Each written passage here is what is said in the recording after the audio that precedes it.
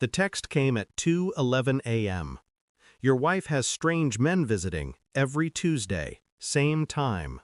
I stared at it for a full minute before replying. Check my cameras.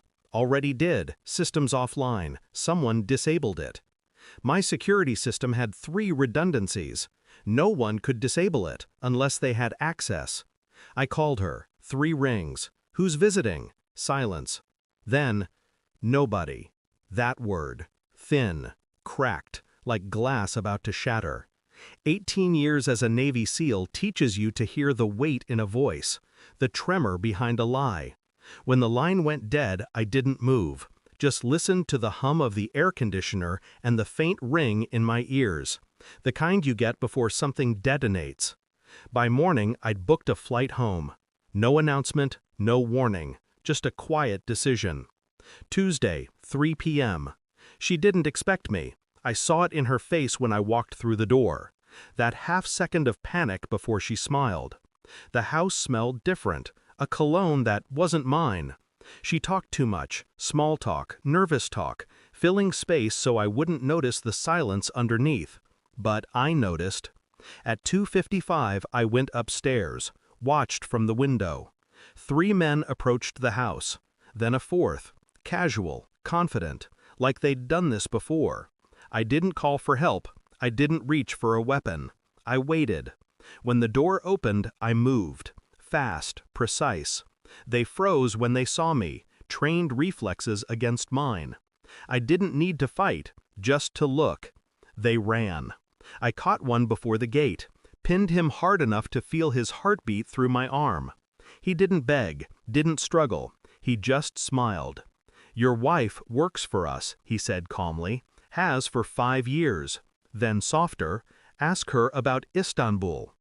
That night I lay beside her, awake, listening to the rhythm of her breathing. I didn't ask about Istanbul, not yet. Instead, I studied her.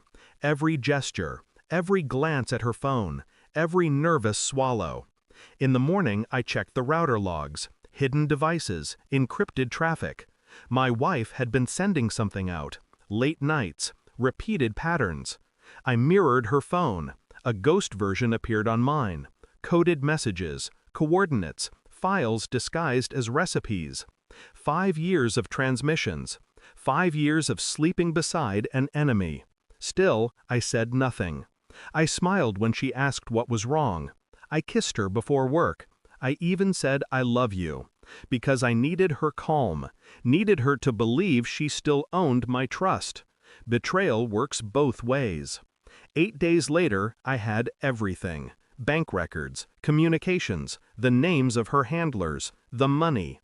I watched the pieces click into place, like loading a weapon, one cold round at a time. When I came home, she was cooking, music playing, her phone on the counter. I set a flash drive beside it. She turned, smiled. "What's that?" Proof. Her eyes shifted, a tiny tremor in the left corner. Guilt lives in muscle memory. She plugged it in, watched the folder open, her own messages, payments, transfer logs, every secret she thought buried. Her lips parted. "How did you?" "You were never good at covering your tracks." She broke down then, tears, denials, apologies, words I'd once believed.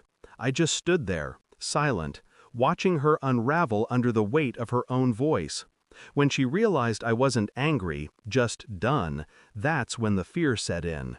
The next morning I was gone before sunrise. Left her a note, 2 words, "Check outside."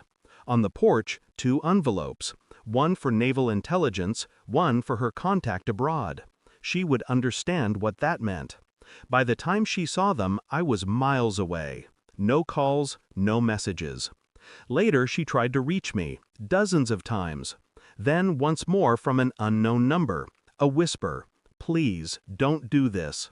I almost laughed. "I already did," I said, and hung up. That was the last time I heard her voice.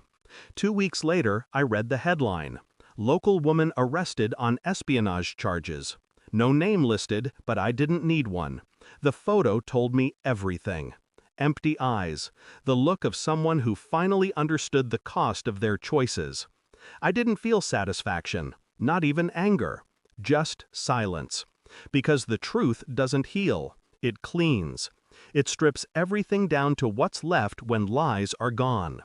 Sometimes at 3 p.m. on a Tuesday, I still find myself watching the clock. Old habits, old ghosts. That's when I remind myself, she wasn't my wife. She was a mission I didn't know I was on. And I completed it. Thanks for watching. Don't forget to like, share, and comment. Subscribe now to Cheating Stories Insight World for more amazing stories.